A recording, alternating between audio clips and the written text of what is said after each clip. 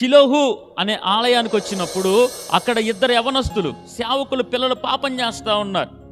మనమే దేవుడు ఆలయం, ఆలయములో పాపం జరుగుతూ ఉంది, కానీ ఆమె ఆలయంలోకి వెళ్ళి దేవుడు సన్నిధిలో ఉంటా ఉంది. స్తోత్రం కలుగునుగాక. ఆలయములో పాపం జరగచ్చు, కానీ ఆలయములో దేవుడి సన్నిధిలో పాపము జరగనే జరగదు. ఆమేన్.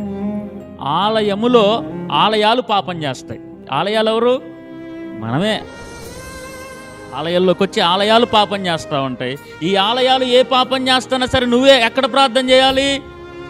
దేవుడు సన్నిధిలో ప్రార్థన చేస్తున్నప్పుడు పక్కన వాళ్ళు ఎలాగున్నారు, వాళ్ళ క్యారెక్టర్ ఏంటి, వాళ్ళ ప్రవర్తన ఏంటి, ఆమె దొంగ లేకపోతే ఆయన దొంగ, వాడు బూతులు మాట్లాడేవాడా, దరిద్రుడా, లేకపోతే ఫలానా ఫలానా ఫలానా చెప్పి పక్కనున్న పాడైపోయిన ఆలయాల వైపు నువ్వు చూడమాక.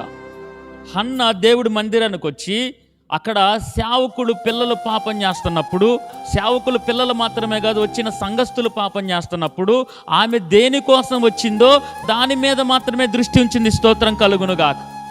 ఆలయములో సేవకుల పిల్లలు బాగలేదు, ఆలయములో సంఘస్థులు బాగలేదు, కానీ దేవుడి కార్యాన్ని పొందుకుంది. స్తోత్రం కలుగునుగాక.